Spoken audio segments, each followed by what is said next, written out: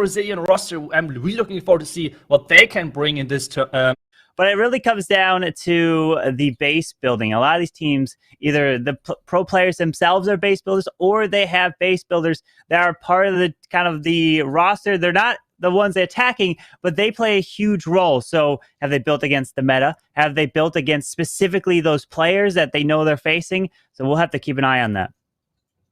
Yeah, they're like the heroes behind the scenes, I feel like, because they're not getting enough attention for the hard work they're putting in. Because, I mean, the players, obviously, they're going to be the big names on the screen at the end.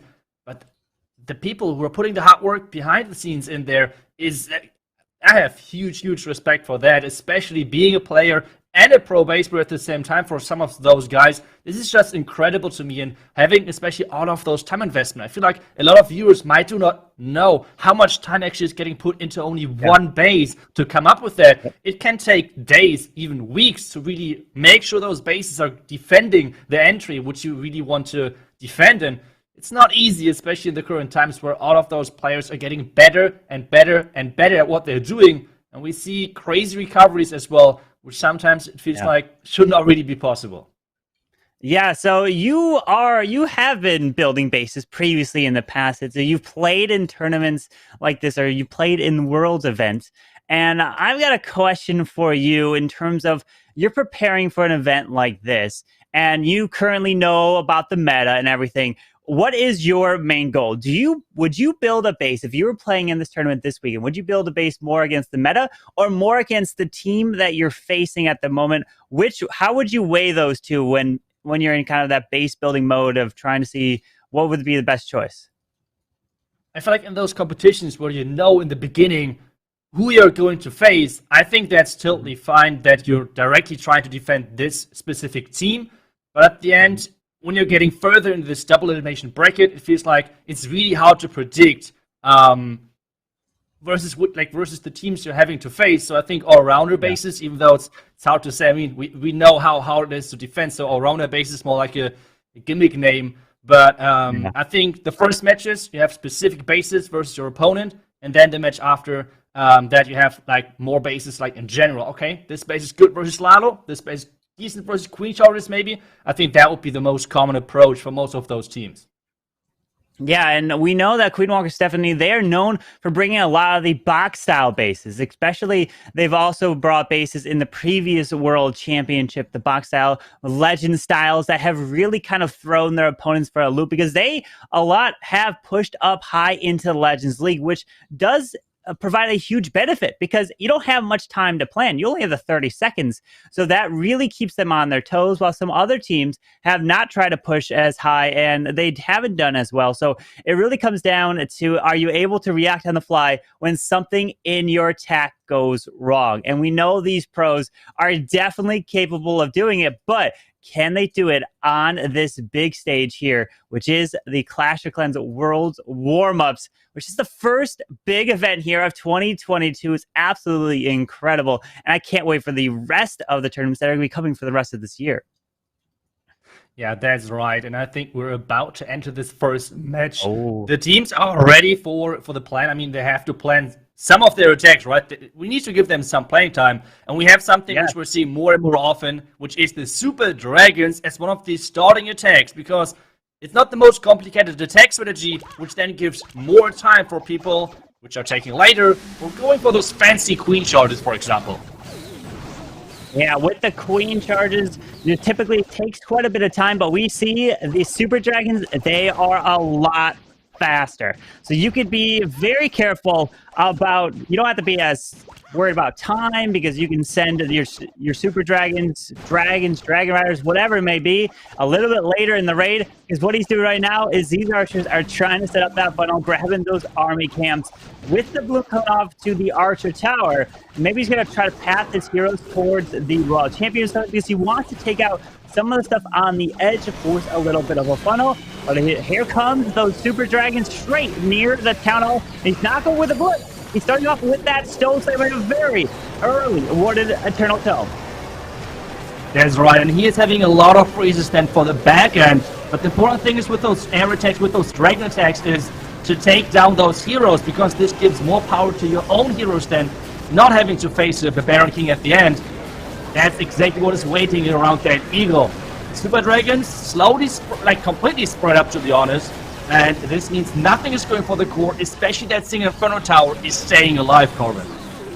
Yeah, with that single Inferno Tower ripping through the Owl, the Warden is dead. The Super Dragons into the core gets picked off by the Seeking Airmine. And that Queen is still up, making her way over towards the Eagle Artillery. Still has the King, the Queen ability, and the Royal Champion to move her way around. Hasn't deployed her just yet with 5 more freezes. We have another raid spell to try to use. Where does he want to save this? Pretty much on the back end near the scatter shot. We have the single, but a lot of freezes could do so much in the space here.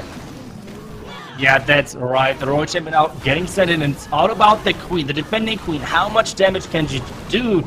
There is the own Queen ability. The defending Queen should be taken out. That is huge. And now, are there any more skeleton traps? The Tesla from the back end is holding off the King. There's a giant bomb. There's the first freeze. Remember, there is the last rage, which he still hold up all of the time. And now, 2 more freezes can be still used, Corbin. Wow.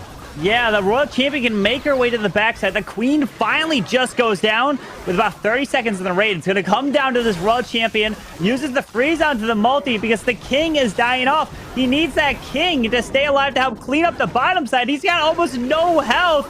Ground Skeletons pop. Only 19 seconds left. The Ground Expo doesn't go down. But she's going to be having enough health here. But does she have enough time to get that single and then the storage?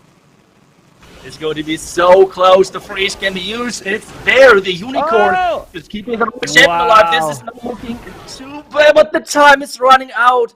And this means we have the first defense of this matchup. Sadra falling short just 1 building. And Corbin, seeing a Super Dragon attack time failing is something which is not that common, to be honest.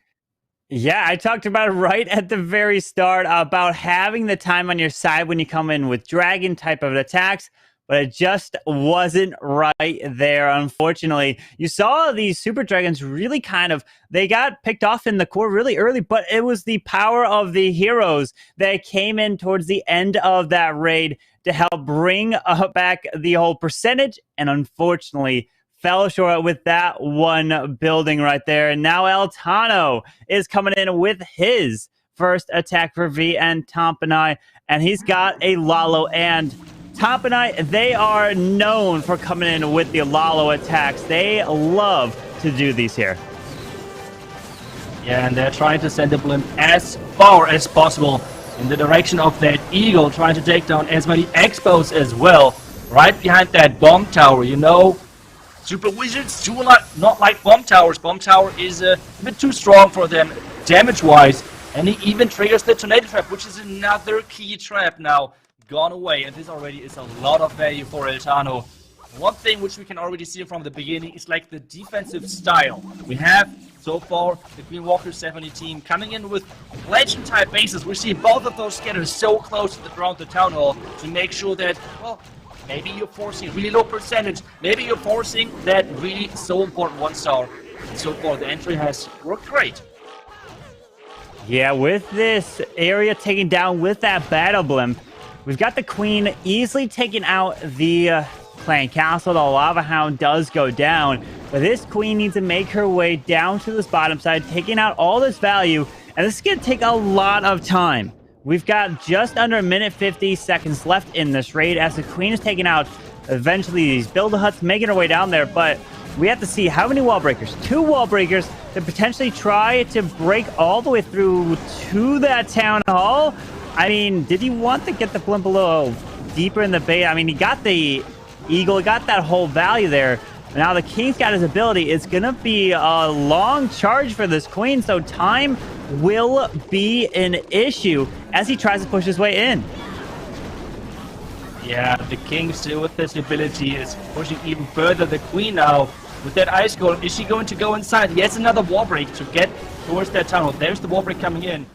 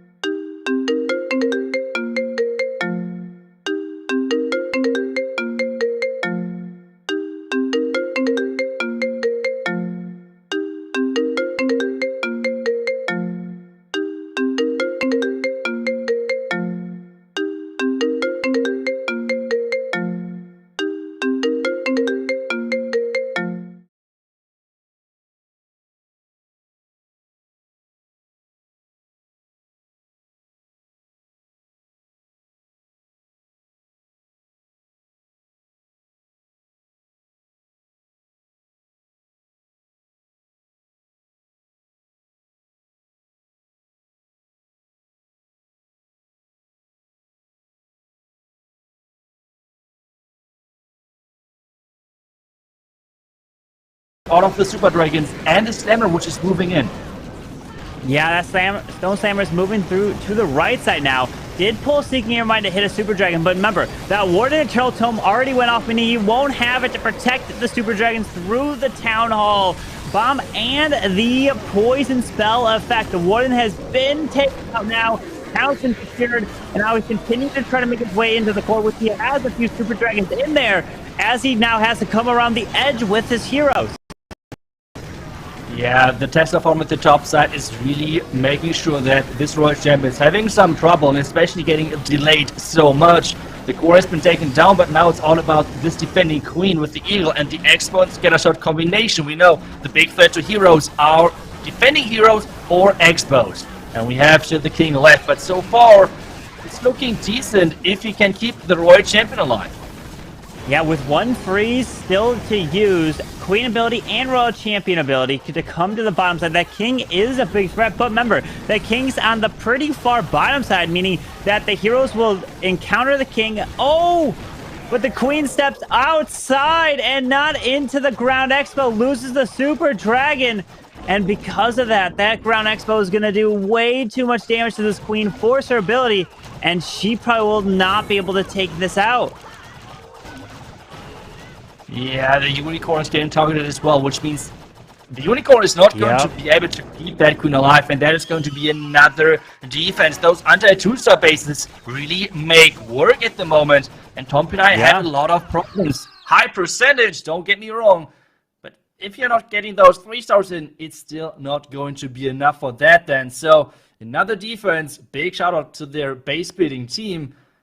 And Queen Walkers on the other side getting this first 3-star already in, which means they're taking the lead of the first 2 attacks each from both teams. Yeah, if we look back to the qualified teams, Van Tompenite was the first qualified team here in this World's Warm-Up, and Queen Wonka Stephanie was the very last team to make it into here. So it's like the number 1 seed versus the number 8 seed. But I would put that with these 2 teams here. It's just these teams are just top caliber, and anyone can win a match. Just depends on if whoever has the kind of that momentum going into it. Maybe it's with the Queen Wonka Stephanie, they having the momentum because they were the last team to try to make it into here, and they are on that roll. And they joined into the qualifiers with absolute 0 from the very last one to be playing later today against Tribe Gaming. So they don't want to miss that matchup.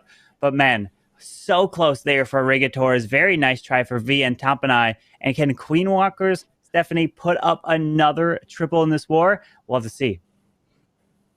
Yeah, we have to wait and see for that. But we're now getting closer to those Lalo experts from the Queen Walkers team. So seeing them in action is most of the time a lot of fun because they like those unpopular approaches with their attacks, which is giving Queen Walkers this fan favorite position.